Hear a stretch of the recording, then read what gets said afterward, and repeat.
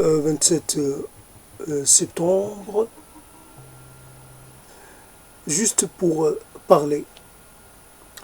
Je pourrais intituler cela Que disent les objets de nous? Que disent nos pratiques? Que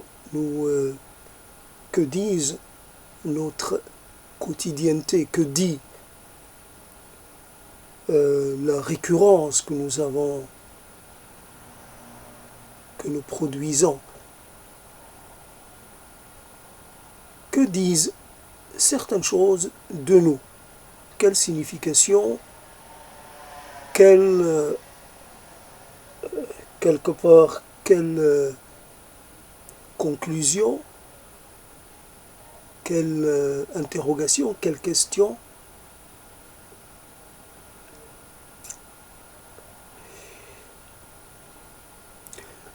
Je pourrais appeler cela nature morte. Ça me satisfait pas. La nature morte, c'est un peu particulier et historiquement daté. Il s'agit d'une combinaison d'éléments, d'un mélange de genres.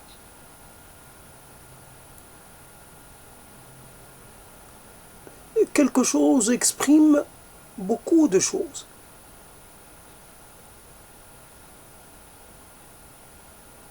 C'est vrai que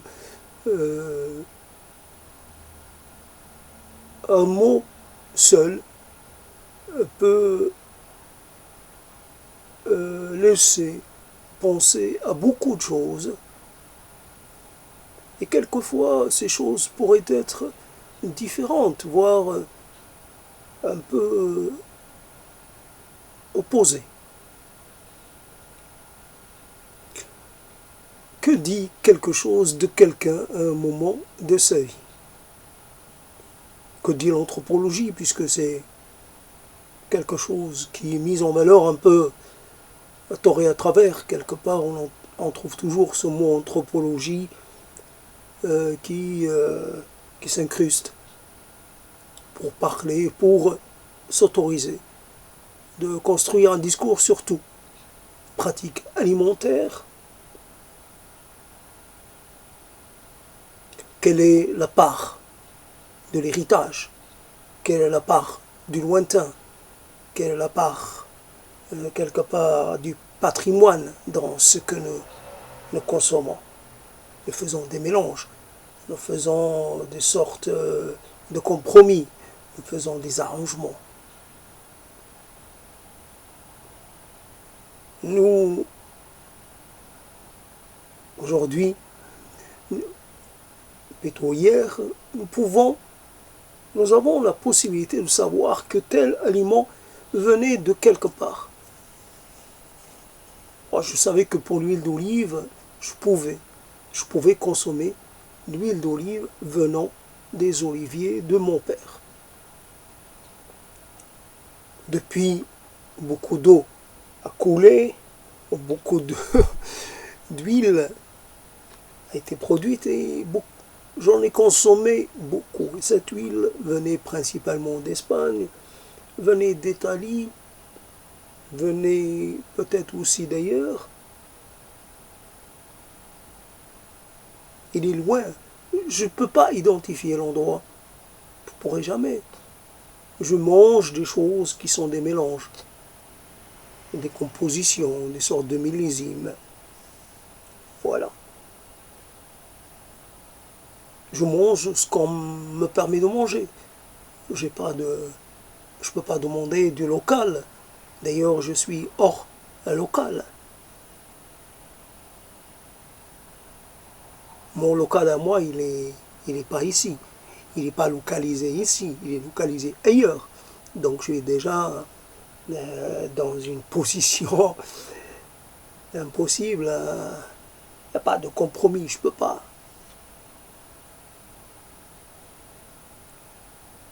Mon local à moi, c'était la chose qui pouvait être produite par ma terre, au premier sens du terme. ma terre. Je pouvais manger le blé de ma terre. Je pouvais manger les œufs venant de mes poules. Je pouvais manger la chair de mes poules. Je pouvais consommer des choses directement issues de la terre de mes ancêtres. Aujourd'hui, je suis... Que disent les choses? Que disent les choses? Et d'ailleurs, ont-elles toujours quelque chose à dire? Il est possible que quelquefois, c'est comme si on tendait, enfin plutôt on essayait de vraiment d'allonger quelque chose, d'allonger une référence, de la faire un peu prendre des proportions qu'elle n'a pas. Pourquoi pas? Le mondialisme, le cosmopolitisme aussi, un des versants du mondialisme, le mondialisme, l'internationalisation des échanges. Et qu'est-ce que je pourrais lui reprocher à l'internationalisation? Moi qui mangeais quand j'étais petit du blé venu offert par l'Amérique, de l'huile de table offerte par l'Amérique, des aides offertes par le gouvernement américain dans son programme du USAID, main dans la main. Voilà, quelque chose comme ça. La main des Américains qui se mélange à celle d'une autre main. Voilà, dans un geste de fraternité, dans un geste d'intégration. On voit pas, on fait pas la différence entre la main américaine et la main nord-américaine, la main qui donne et la main qui reçoit. Ces deux mains se ressemblent. C'était bien ça, c'était bien pensé. Mais c'était écrit en anglais et c'était bien un don américain. Je me rappelle ces gens qui avaient utilisé cette chose que j'ai lue dans des revues, mais des gens après l'évacuation d'une base américaine au Maroc, ils ont pris l'huile des moteurs d'avion, ils l'ont mélangée avec de l'huile de table et ils ont causé le malheur de beaucoup de gens. Donc même de ce côté-là, les Américains nous auraient gâtés. Et depuis, la chose est devenue, j'allais dire, universelle. Les quelques éléments comme ça sont devenus quelque chose d'énorme.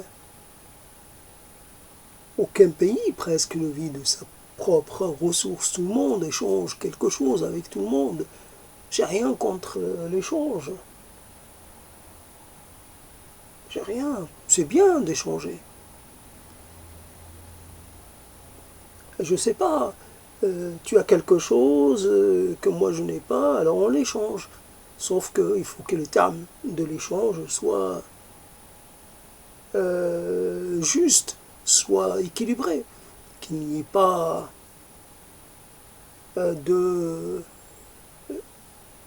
d'échange justement déséquilibré. Et une tomate, ça vaut pas cher face à une pièce de moteur d'un avion ou de quelque chose. Une tomate, ça vaut pas grand chose. Une orange, ça vaut pas grand chose.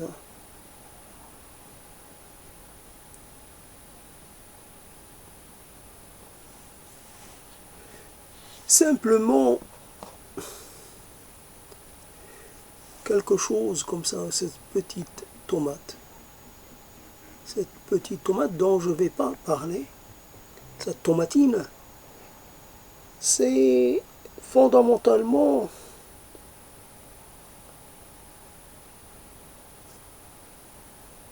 nous sommes des êtres de parole. Quelquefois, nous avons une parole qui se répète et qu'on embobine et qu'on débobine et qu'on rembobine, etc. C'est un peu la même parole qu'on étale à chaque fois. Mais il nous arrive aussi d'avoir une parole multiple, une parole riche, foisonnante, etc. Nous avons besoin de partager cette parole.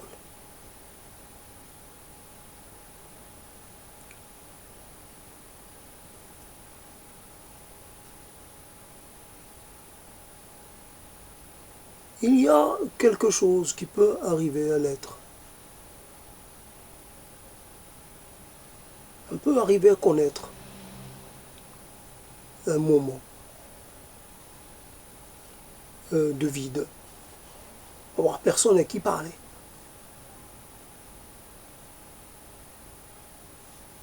C'est vrai qu'on peut avoir fait le vide autour de soi.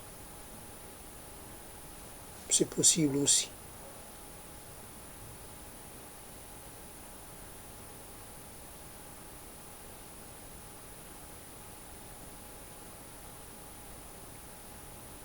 Toujours l'idée que l'autre soit un complément, ou l'autre soit plus qu'un complément. L'autre est une expression de soi, quelque chose de soi qu'on n'a pas. J'ai besoin de l'autre parce qu'il a quelque chose que moi, je n'ai pas, mais dont j'ai absolument besoin. Si je rencontre un autre, qui est un autre, mais qui n'a pas ce dont j'ai besoin. Moi, j'ai besoin de progresser à une certaine vitesse et lui, non. On a des rythmes qui ne concordent pas, qui ne s'accordent pas. On a déjà des termes, la concorde, l'accordation. Allons-y.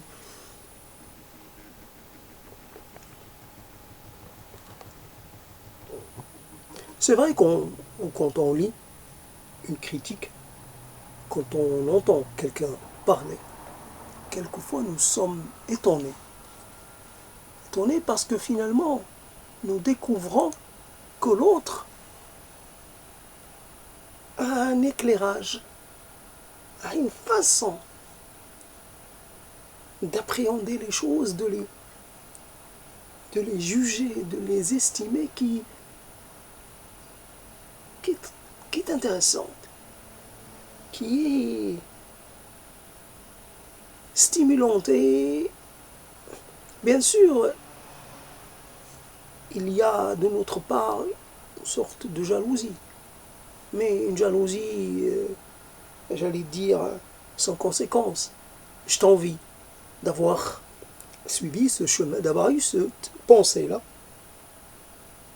d'avoir pu voir les choses sous cet angle. Je t'envie. Mais en même temps, je te félicite. Je te félicite. Je te dis...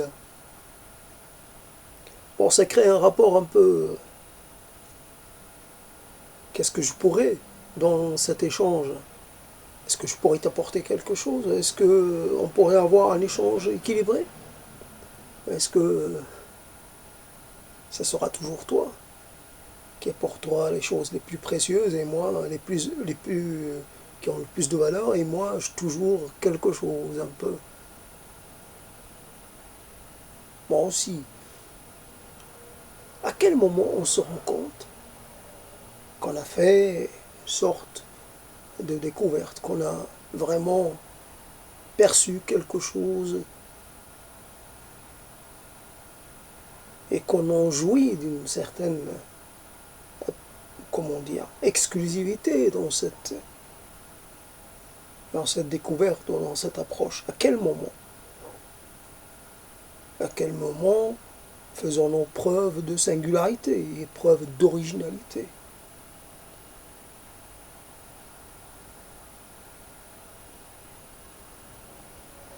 Je parle, mais je parle.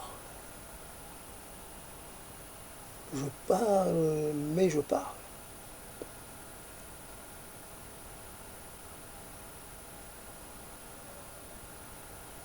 Cette histoire,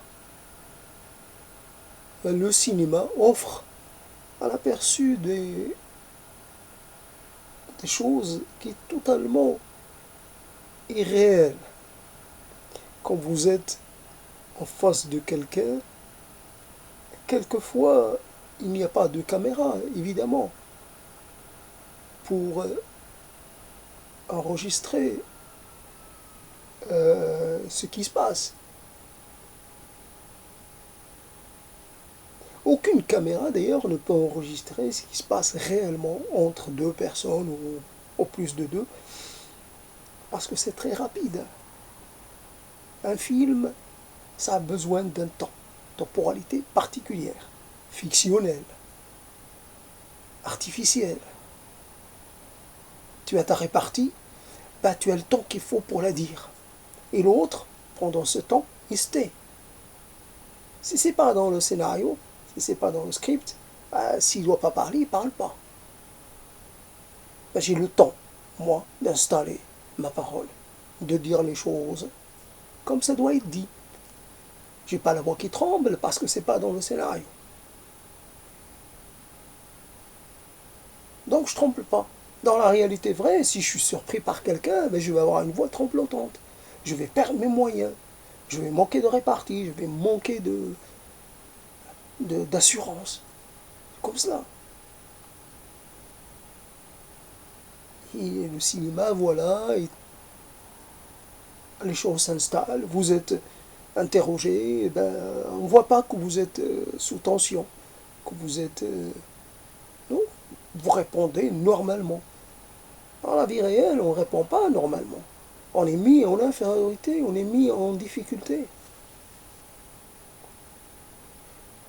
Et les nombreuses fois pendant lesquelles j'ai été mis en difficulté, j'aurais aimé pouvoir avoir une parole, je veux dire, profonde, calme, comme je parle maintenant.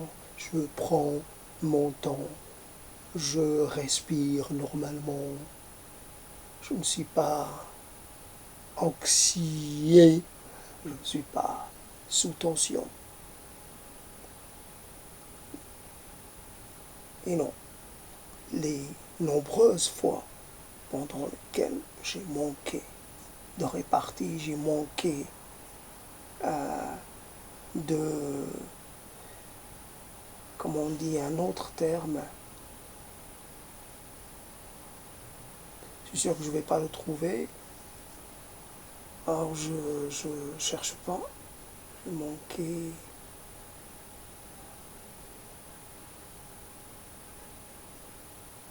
bah, dire de promptitude, action et réaction, action et réaction. Et puis, de nouveau, ça recommence. Seulement, la réaction n'est pas toujours à la hauteur de l'action. Il y a quelqu'un qui initie quelque chose et l'autre en face, bah, il ne peut pas suivre, il ne peut pas répondre. C'est Allemande qui m'a dit, j'ai de quoi haïr tous les Allemands. D'ailleurs, qu'est-ce qu'il a aimé chez les Allemands? Les Allemands. Est-ce que le monde serait différent s'il n'y avait pas les Allemands? Est-ce que le monde manquerait de quelque chose? Je ne pense pas. Les Allemands. Qu'est-ce que ça a d'intéressant? Oui, il y a les philosophes. Mais a-t-on besoin vraiment de philosophes? A-t-on besoin de...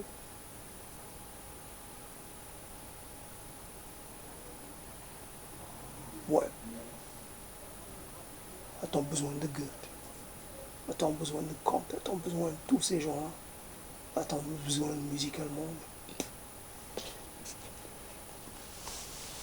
C'est vrai que j'ai rencontré une Allemande qui avait beaucoup d'élan, beaucoup d'enthousiasme en me parlant. Elle me donnait beaucoup. Mais cette Allemande qui m'a dit d'aller me mettre loin d'elle, comme ça, simplement. Simplement. Une chose qui m'est arrivée une seule fois dans ma vie. Je ne sais pas, quelqu'un peut vous refuser quelque chose, vous voulez embrasser quelqu'un et puis cette personne se dérobe, pas de problème. C'est inclus dans l'action. Voilà, ça, c'est possible. Mais quelqu'un que ne vous connaissez pas, qui ne vous connaît pas, et vous dites peut-être une phrase, et qui vous dit d'aller, c'est pas quelqu'un qui a beaucoup vécu, c'est quelqu'un de jeune qui vous dit cela.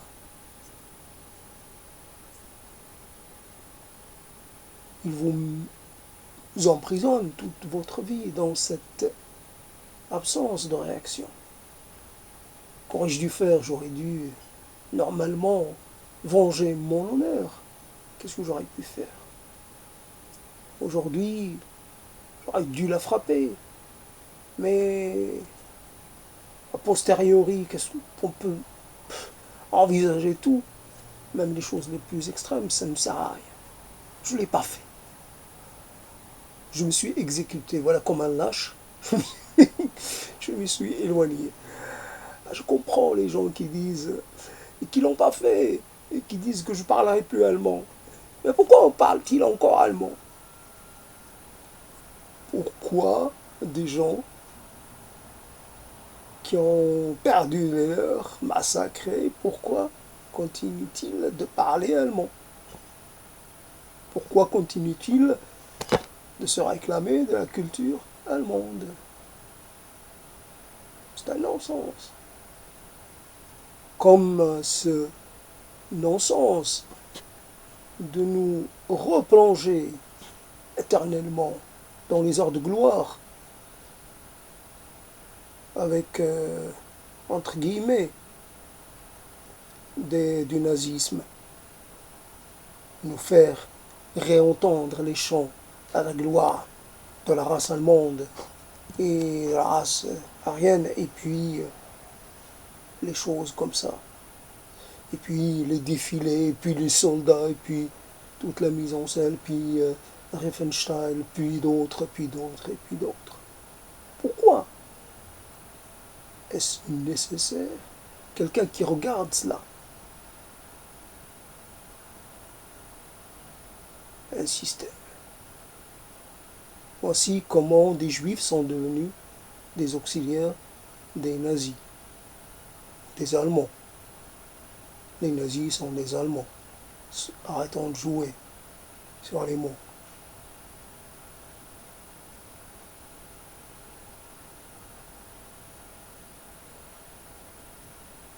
Oui, j'ouvre par là un boulevard.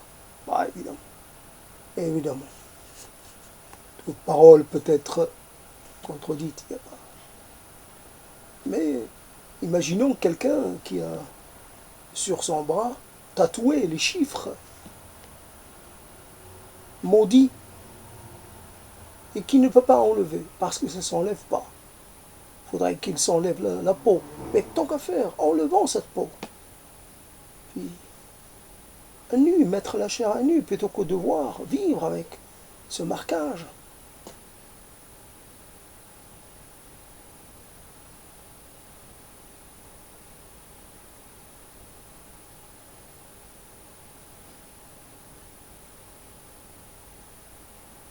Voilà la langue, le moment. Il y a des moments. Alors, je fais remonter quelque chose. Je suis qui? Je suis un lâche.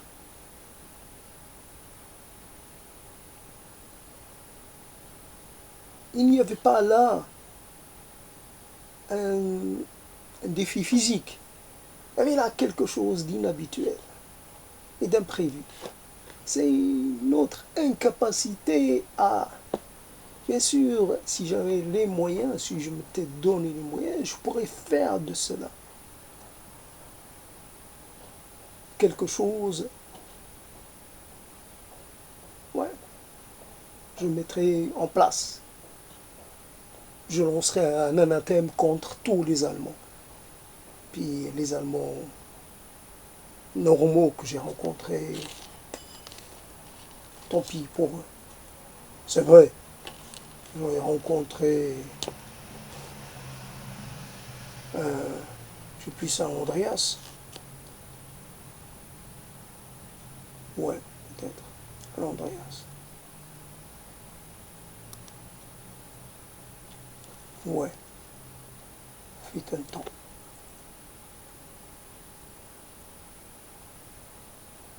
Et un autre, dont j'arrive pas à me souvenir du nom, pas du prénom. Klaus. Klaus. Klaus Barbie.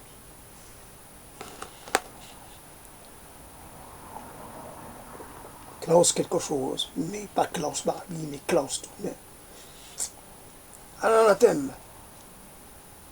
contre tout le peuple allemand. C'est vrai,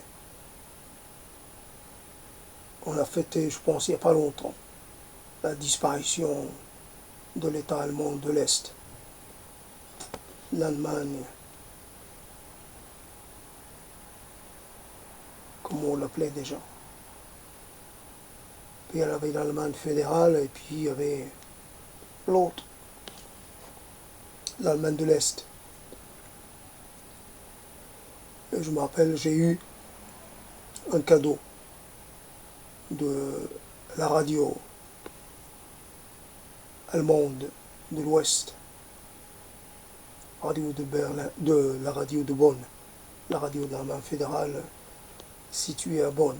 Et donc j'ai reçu de la main, j'ai gagné un concours radiophonique, j'ai reçu de la main du consul ou du chargé, non, de l'ambassadeur, je pense, du chargé culturel, de l'attaché culturel, une radio, Telefunken. C'est vrai que la radio allemande, en arabe, n'émettait pas longtemps et était moins agréable à suivre que la radio anglaise. Il y avait la radio anglaise, la pire, c'était la radio, la voix de l'Amérique. Après, elle avait la radio de l'Union soviétique, ça n'allait pas, même si elle était puissante côté émetteur. Mais après, il y avait la radio allemande, c'était moins... J'ai dû capter très rarement, quelques fois, vraiment, très peu de fois, la radio est allemande. Mais donc voilà, avant d'arriver en France et de faire connaissance avec des Allemands, en chair et en os. Voici. Est-ce que je dois accepter, moi à mon échelle, j'ai été mis en difficulté par une Allemande. Ah, je peux dire, j'ai été traumatisé par une Germanique. Alors j'imagine comment je dois estimer mon traumatisme comparé à celui d'un interné ou d'une internée qu'on a failli dissoudre, qu'on a failli cramer et qui est revenu, évidemment revenu seul la plupart du temps. Si tu avais la chance d'en revenir, tu revenais seul. C'est clair, hein? Seul. Sans rien au monde. Alors là, tu peux passer ta vie à maudire les Allemands. Alors souhaiter la pire des choses, mais en même temps, tu ne souhaites pas que les Allemands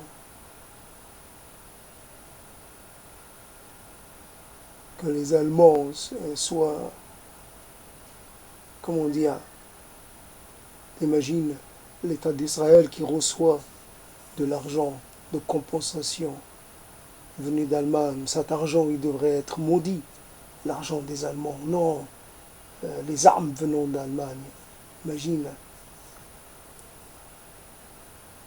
Imaginons l'État d'Israël recevant des armes qui auraient pu avoir été manipulées par les nazis. Ça fait quand même.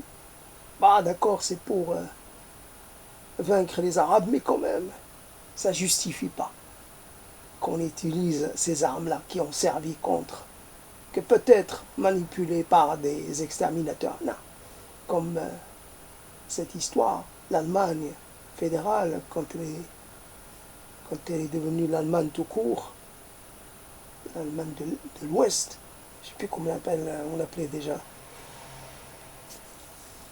et ouais, fédéral je pense, bon, le fédéralisme allemand.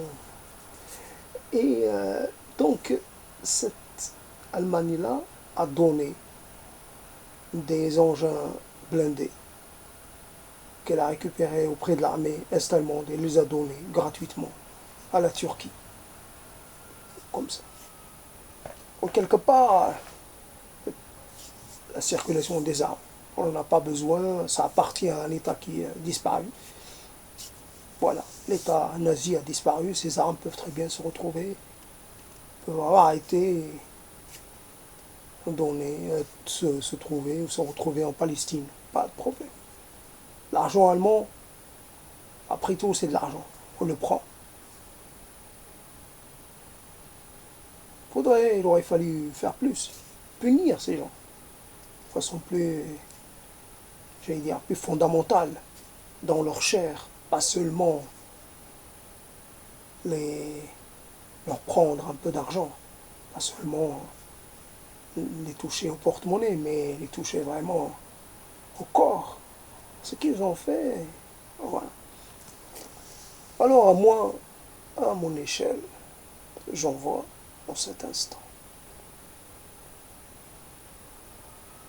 le souhait que cette personne n'ait pu jamais connaître le moindre,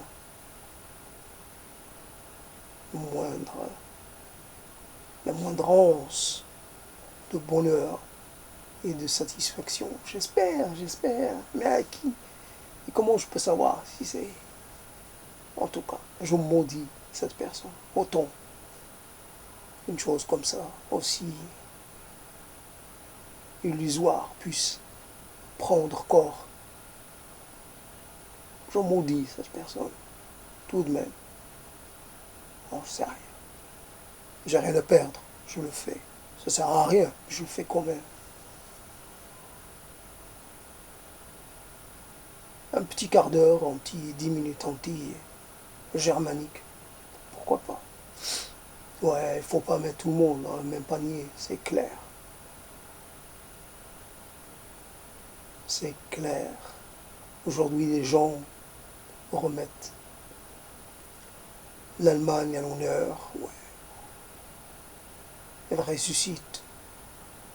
Luxembourg, elle ressuscite. Je ne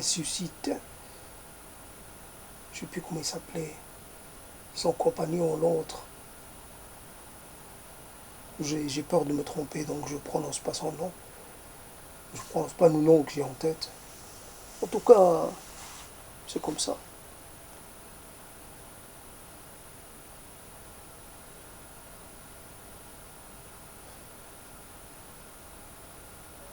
C'est le passé, pas le présent.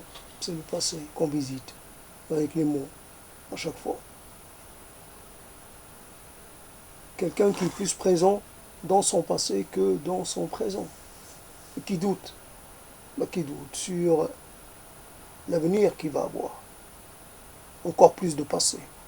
Encore plus d'enfoncement dans le passé.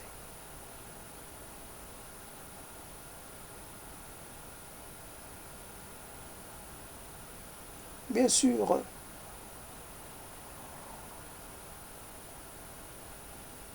un être humain, c'est toujours un peu, sa vie un peu précairement. toujours quelqu'un qui est prêt à vous mettre dans la difficulté, que ce soit de façon directe, de façon indirecte, que ce soit de façon assez poussée ou de façon, je veux dire, à toujours des gens. C'est comme ça. On ne peut pas.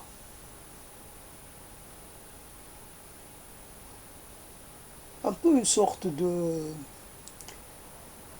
quelque chose à trouver entre le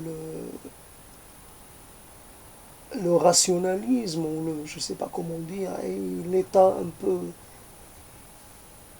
et cette chose qui est en nous, qui fait que c'est ce qui fait qu'on reste accroché à quelque chose de presque insignifiant.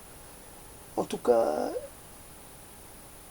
tellement, tellement singulier, tellement, je veux dire, euh, qu'il ne faut pas, qu'il ne faut pas que ça continue d'exister. Et pourtant, ça existe. Ça existe.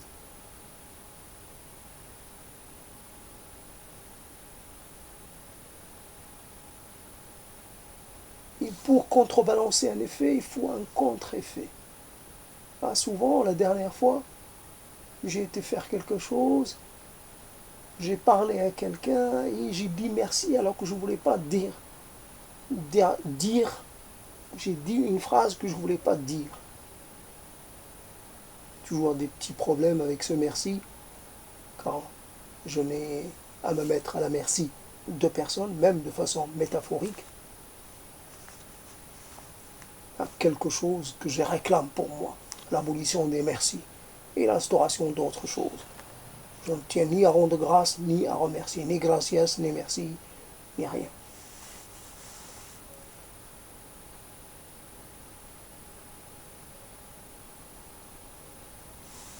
Il y avait cette histoire qui était intéressante en langue arabe. Il disait Allah ikhlaf. Si Dieu vous le rende. Là, je trouvais que c'est intéressant.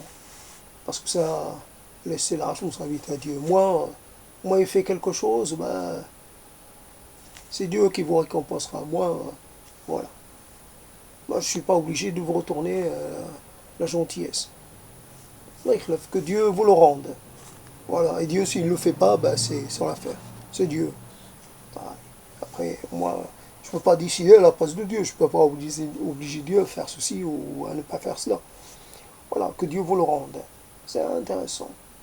Donc, quelque part, je suis allé, donc j'ai rencontré des gens comme ça. Il y avait un petit truc. Je sautais sur l'occasion, mais j'ai eu le temps de dire deux, trois mots.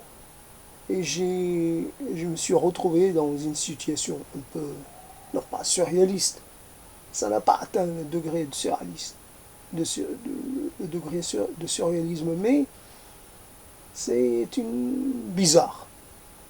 Vous faites une rencontre, quelque chose comme ça, et puis une rencontre, c'est-à-dire vous, à un moment donné, vous êtes en échange avec quelqu'un. Cet échange peut durer. Moi, je le fais durer plus que l'autre ne désire le faire.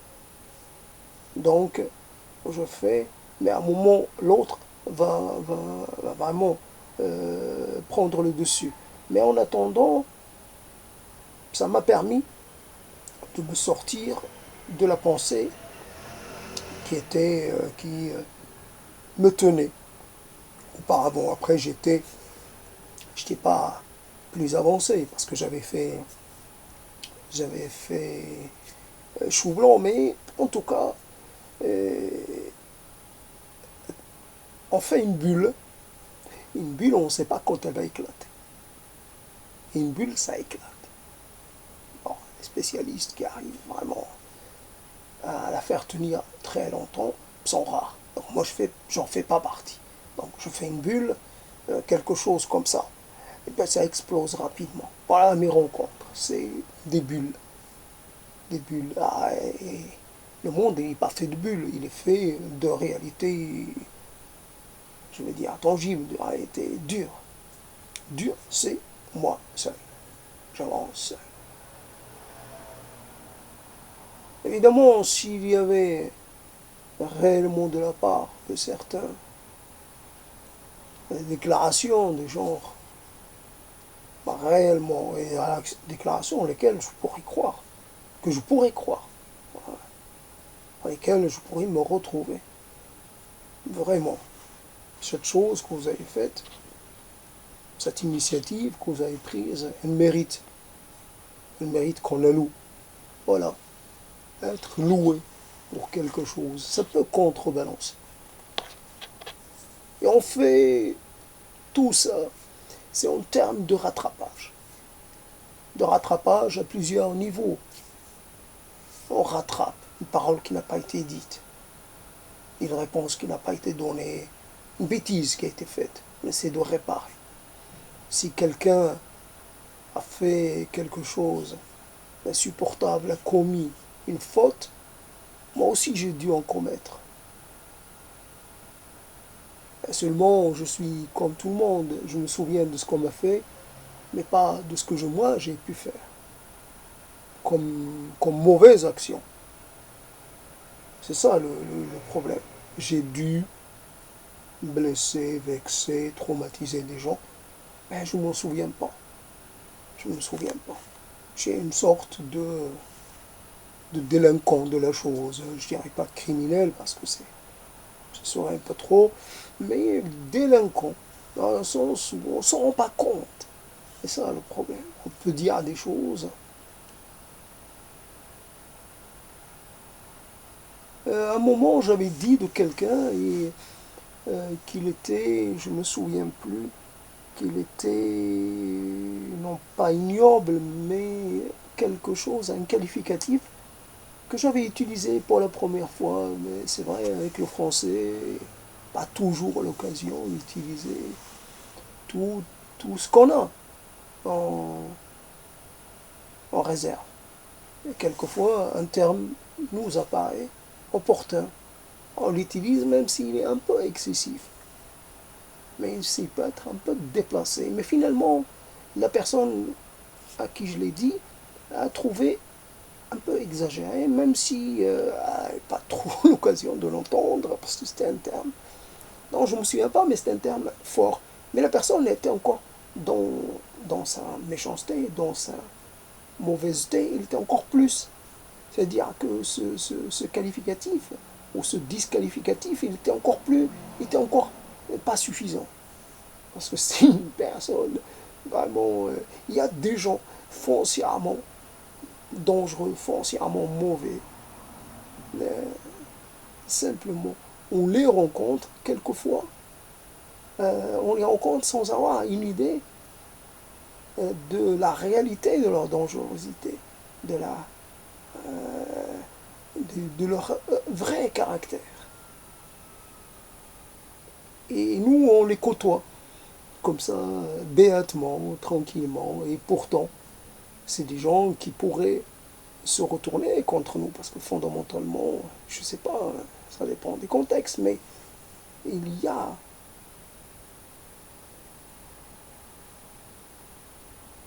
quelquefois, il n'y a pas de circonstances atténuantes, il n'y a pas de compréhension.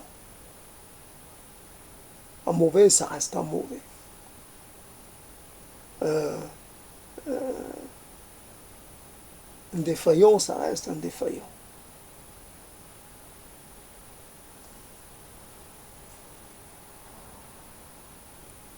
Quelquefois, on ne peut pas corriger, comme cette histoire, les maisons de correction. Ça pose un peu, ça fait un peu sourire, une maison de correction. C'est quoi? Maison de correction, c'est presque l'école, ça. C'est moins la prison que l'école, c'est corriger un peu. L'école, c'est ça. L'école, c'est un peu essayer de faire en sorte que des gens du même âge puissent quelque part apprendre à tenir compte les uns des autres. On oblige les gens à se socialiser, à corriger leurs défauts ou leurs malformations, je veux dire, primaires, premières. On essaie de faire en sorte qu'ils se forment à quelque chose de plus, comment dire, qu'ils puissent apprendre à tolérer l'autre dans le même espace qu'eux, à prendre en compte le désir et la spécificité de l'autre. C'est une vue un peu idéalisée de la chose, mais c'est pas loin d'être le cas. En tout cas, c'est la chose qu'on espère réussir à faire en sorte qu'il y ait une harmonie, qu'il y ait sorte de former des groupes qui puissent évidemment converger pour évidemment collaborer et se prêter mutuellement assistance.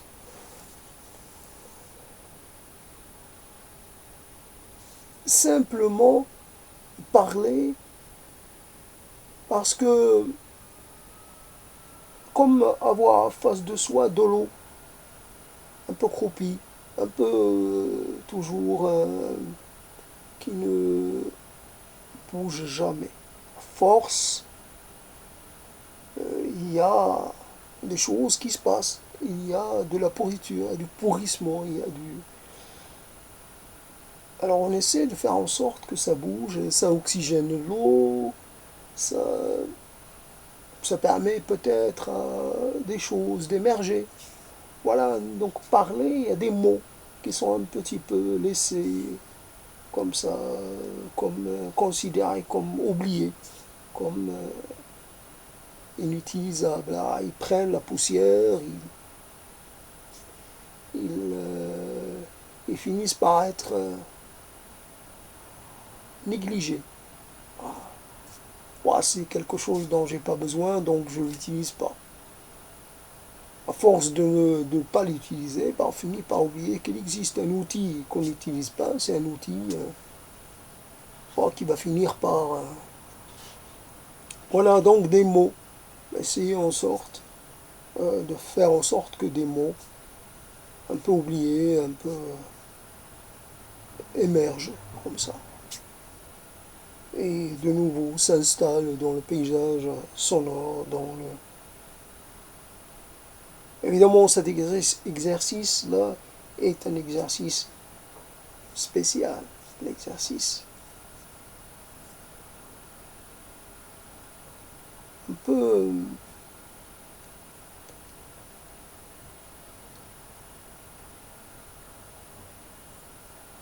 bizarre. Voilà le mot bizarre. Bizarre.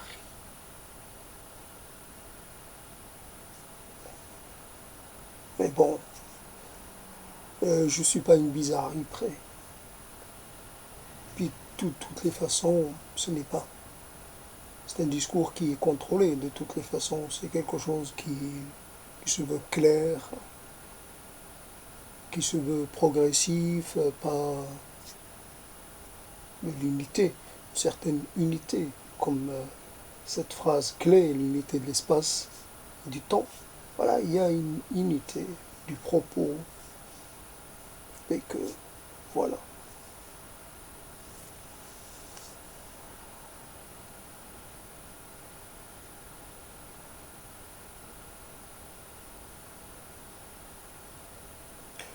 Un examen qu'on se fait à soi-même.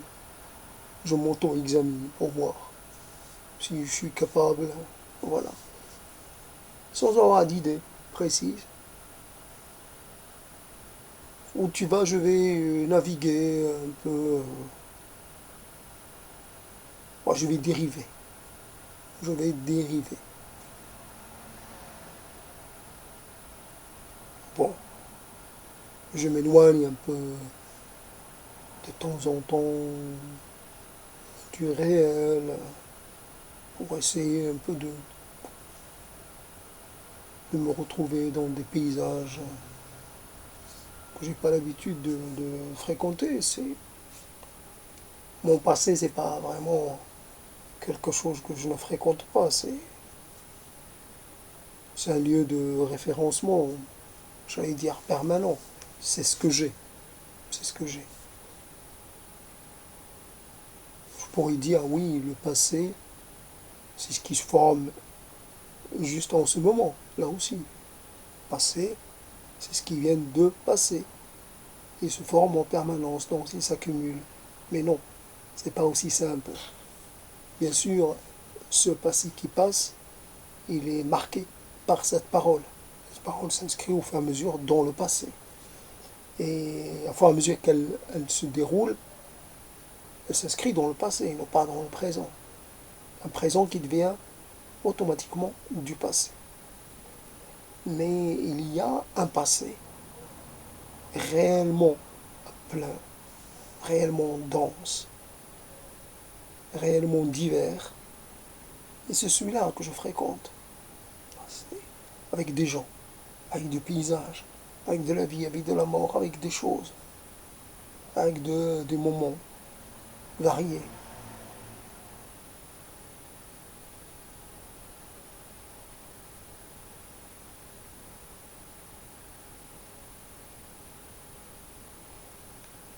Une fois, on me demandait, à propos d'une tante, si j'avais une photo d'elle. Moi, je suis sûr de ne pas en avoir. Ça m'a étonné que toute sa famille n'ait pas de photo d'elle. Et finalement, moi j'ai une idée. Ah, j'aimerais bien la réaliser. Cette personne, dans ma tête, elle a une beauté. C'est marrant parce qu'à un moment donné, pour moi, elle avait une beauté que n'avaient pas ses sœurs. Une beauté assez exclusive. Vraiment, elle était d'un charme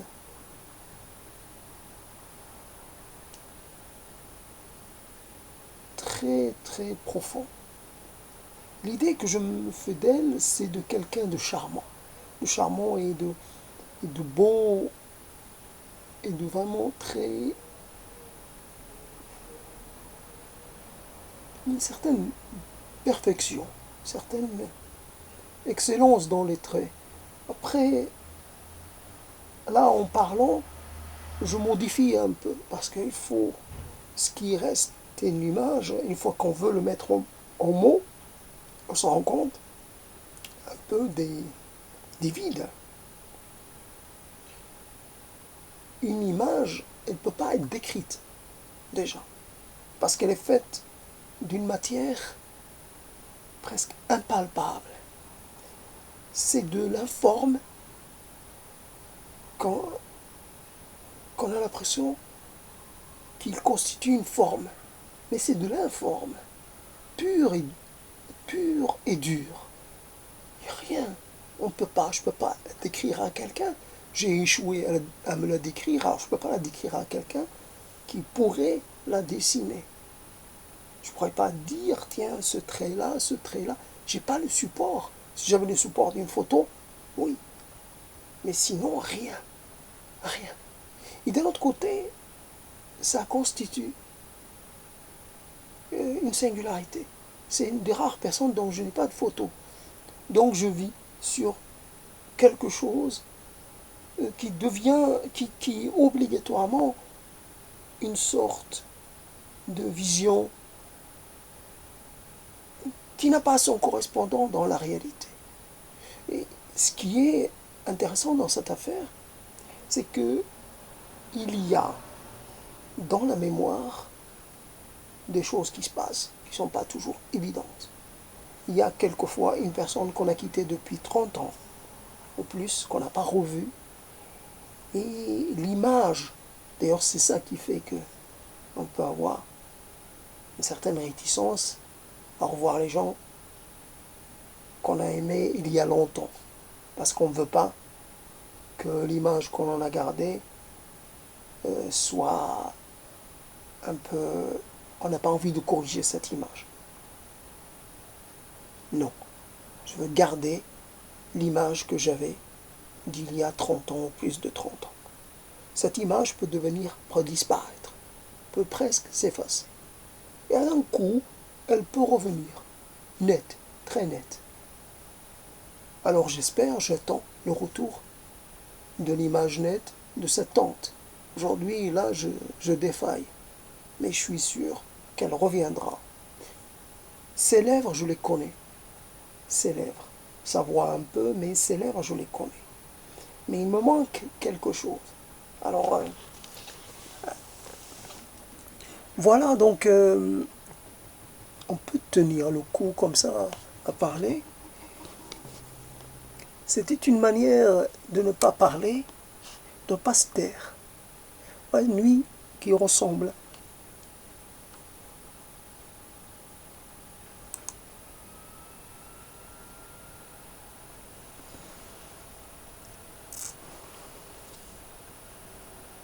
Une nuit qui ressemble à une autre nuit. Mais je ne veux pas qu'elle ressemble à la nuit, aux autres nuits. Quelque part, je la marque. Je la marque par ces mots, même s'ils peuvent être totalement dédaignés. Ouais, dédaignés. Voilà un peu le destin des mots, d'être dédaignés.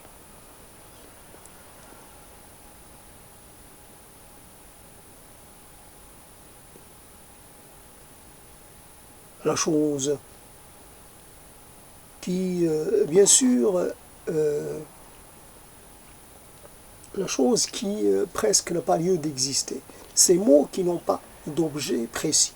Si quelqu'un a envie de dire quelque chose de particulier, de parler de politique, d'économie, de parler, de présenter des informations, des choses distrayantes, moi je n'ai rien de tout cela.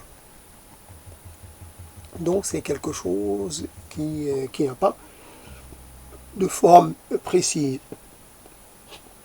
sauf qu'il est composé de mots.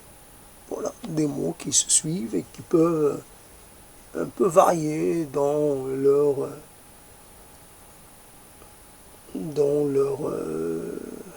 nature, dans leur forme, dans leur essence même. C'est, voilà.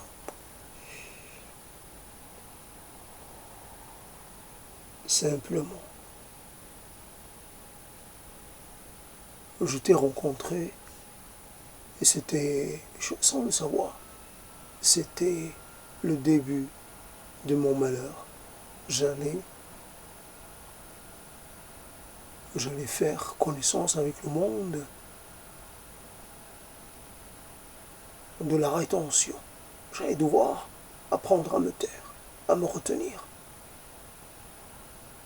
à réfréner mes impulsions,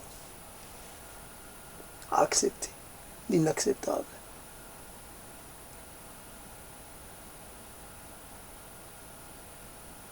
Ouais, j'allais apprendre, malgré moi. Si je l'avais su, j'aurais choisi un autre chemin. Revenir en arrière pour corriger, pour rectifier, pour apporter un petit éclairage.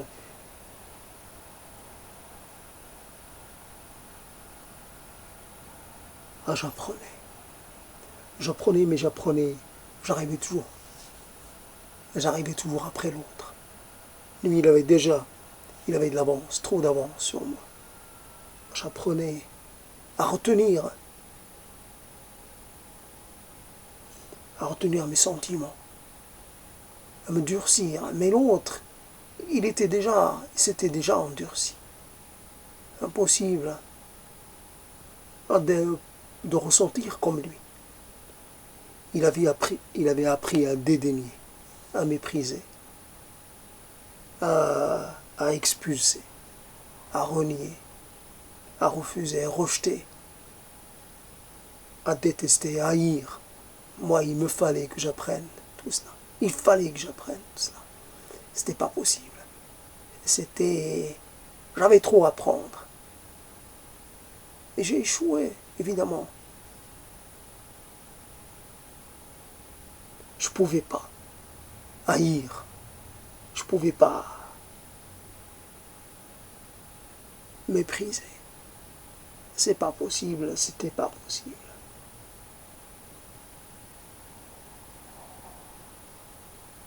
Peut-être que je l'aurais fait au bout d'un certain temps, mais comme ça, en l'espace de quelques semaines, je pouvais pas. Ou quelquefois, en l'espace de quelques jours, je pouvais pas. Je pouvais pas.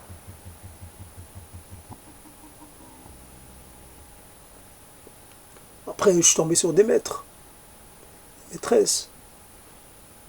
C'est vrai. C'est vrai. Dans cette un peu de jeu de hasard de la vie, il y a des choses qui ne devraient pas exister. Il y a un hasard qu'il faut savoir contrôler.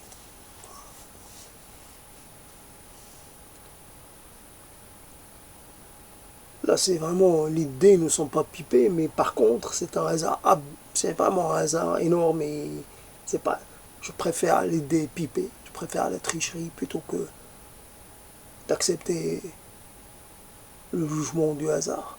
Non, le hasard, il fait n'importe quoi. On ne peut pas contrôler le hasard. On peut pas en être le maître. Ça vous promène en tous les sens. Vous pouvez avoir prise sur rien.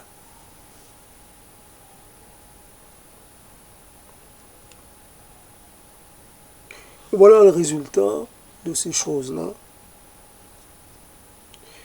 Bon, ce type de discours, ce type de mots, je peux le dire dans le cadre de l'Enfer français, un projet qui reste pour l'instant en état de projet. L'Enfer français, ouais, c'est un peu l'enfer sur Terre, mais il se trouve qu'il est français. Ça aurait pu être allemand, ça aurait pu être islandais, ça aurait pu être égyptien, ça aurait pu être marocain. Bon, il se trouve que c'est français. C'est ici que j'ai appris ce que c'est que la mauvaise vie. Voilà, mal vivre. Pas au sens moral du terme, mais au sens existentiel du terme. Ce que c'est d'avoir une vie,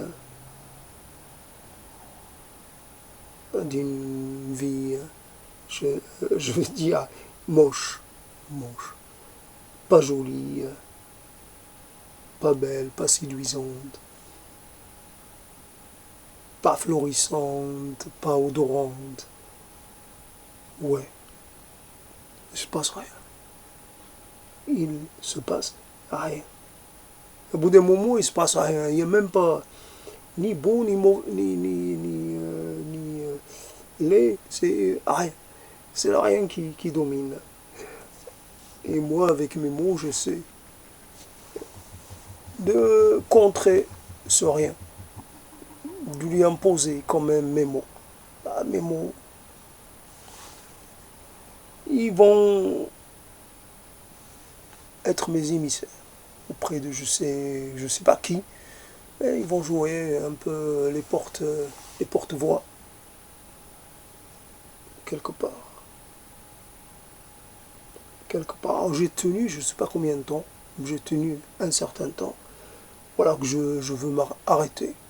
Je veux en finir. J'ai pas d'idée d'aller frôler les 3 heures. Bon, c'est pas, j'en ressens pas le besoin. Quelquefois on est en veine, quelquefois on est vraiment en veine, et quelquefois on est un peu moins. Bon, ça prend ce tour-là. Après, on a un contingent de mots. C'est vrai que c'est un contingent et pas deux. Et on a un contingent d'histoire et de souvenirs. Et c'est vrai que au bout d'un moment, ça doit pouvoir s'entendre un peu. Un peu de répétition, mais ça ne peut pas faire de mal. Un peu de répétition, pourquoi pas. Un peu de retour sur événement, retour sur le passé. Comme dirait quelqu'un, ce passé qui ne passe pas. Je dirais que ce passé qui ne s'efface pas. Un passé qui ne passe pas, si on devait émettre ce vœu, ce serait un peu dangereux. Quelle est la partie dont on voudrait se délester? Je sais pas. Comment décider? Il y a des choses qui sont liées. Aujourd'hui, elles sont liées. Comment séparer entre elles? Si j'enlève cette partie-là, il se peut qu'elle entraîne avec elle une autre partie. Donc je dois accepter mon passé tel quel, en son intégralité, dans ses moindres faits et gestes. En tout cas, tout ce que ma mémoire me permet de revisiter. Ouais, évidemment. Voici que vient le porte-étendard. Et si que vient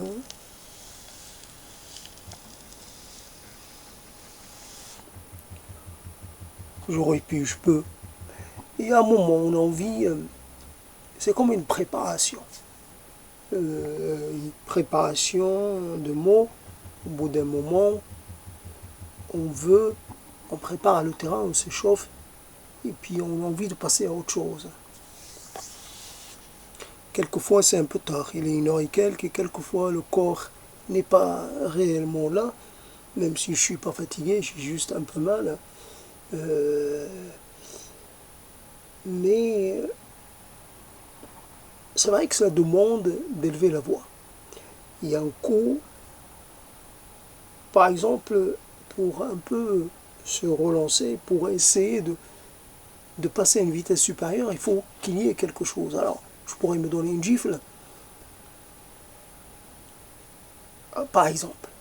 Quelque chose que je ne prévois pas. C'est quelque chose qui me permet de dépasser ce côté un peu basique, un peu terre à terre des mots.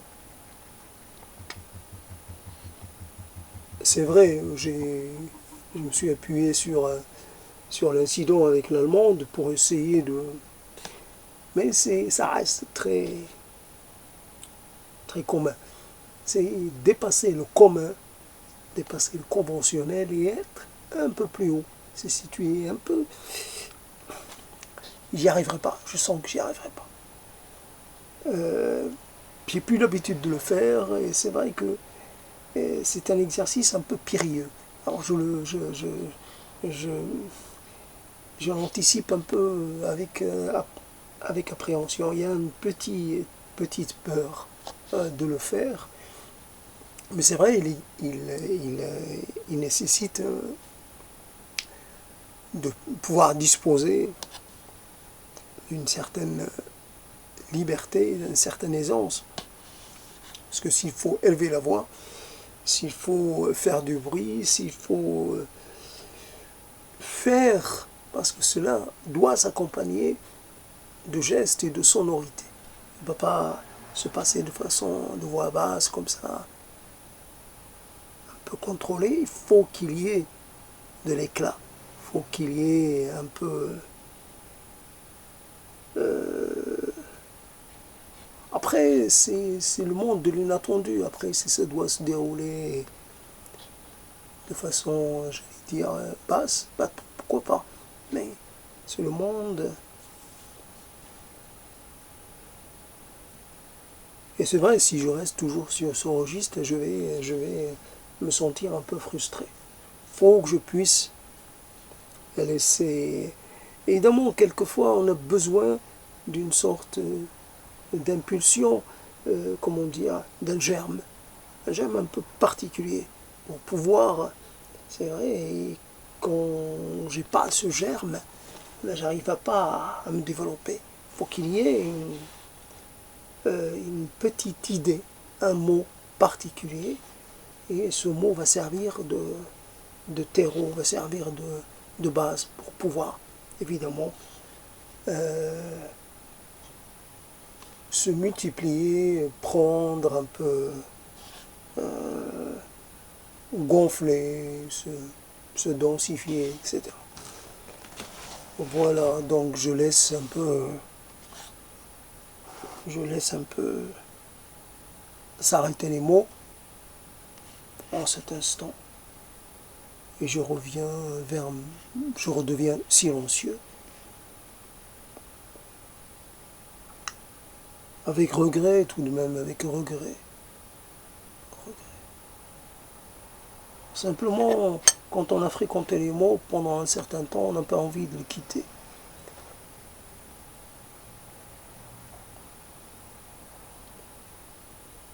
C'est marrant parce que dans l'échange humain, il y a pas, ça peut aller sur une, comment dire, ça peut rester assez monocorde et on peut pas dire, tiens, pas dire on va élever le débat, on va élever la conversation, on va faire un peu plus, on va demander un peu plus d'efforts. Tiens, par exemple, je sais pas, euh, soyons plus réfléchis, soyons plus exigeants. On ne peut pas dire cela. Et la conversation se déroule et on n'est pas seul quand on converse, on n'est pas seul dans l'affaire. Mais seul, on se dit, tiens, et à ce moment, il faut qu'il y ait un moment donné, il faut qu'il y ait une montée en régime, il faut accentuer les choses. Bah, on n'y arrive pas. On n'y arrive pas. On espère, on espère, on espère. Bon, il y a une incertitude qu'il y a des choses qui sont cachées, qui sont quelque part. Faut les chercher. Faut aller les chercher. Faut vraiment, mais comme celui qui se met quelque part et qui doit attendre, qui doit faire le guet. Au moment opportun, il va pouvoir agir.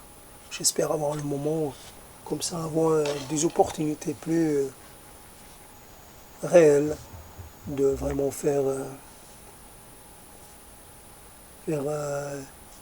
vivre une certaine, comment dire, faire advenir une certaine qualité dans la formulation et dans la mise en forme des mots. Allez, tu peux arrêter, de toute façon ça sert à rien de continuer, ça viendra pas. Tu n'as pas envie non plus, c'est pas. Tu vas vraiment essayer de le faire Non, tu vas pas le faire. Tu vas pas. T'es pas tenu le faire. Tu le ferais pour qui, d'ailleurs?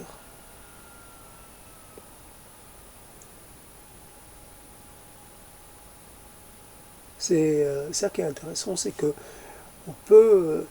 C'est toujours. Je prêche pour ma paroisse, je dis qu'il faut vraiment qu'il y ait une part donnée au verbe. Il faut que le verbe trouve une place, parce qu'il mérite. Il faut donner, plutôt que les gens qui préparent, qui mouturent les choses.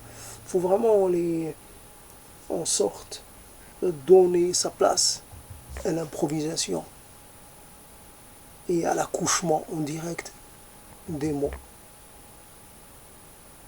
Enfin, c'est même pas l'accouchement, puisque l'accouchement, c'est l'aboutissement opération, etc. On sait ce qui va sortir, tandis que les mots, on ne sait pas. C'est sur le moment, je décide. Je décide, enfin, je décide pas, mais j'essaie de faire. Et sans préparation, sans brouillon, sans aide mémoire, il n'y a pas de, y a pas de plan, il n'y a pas de... C'est comme ça vient. Et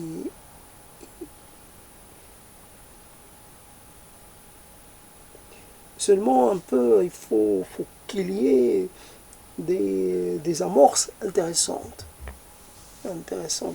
Tout dépend aussi beaucoup de la qualité de l'amorce et et de la singularité de l'amorce.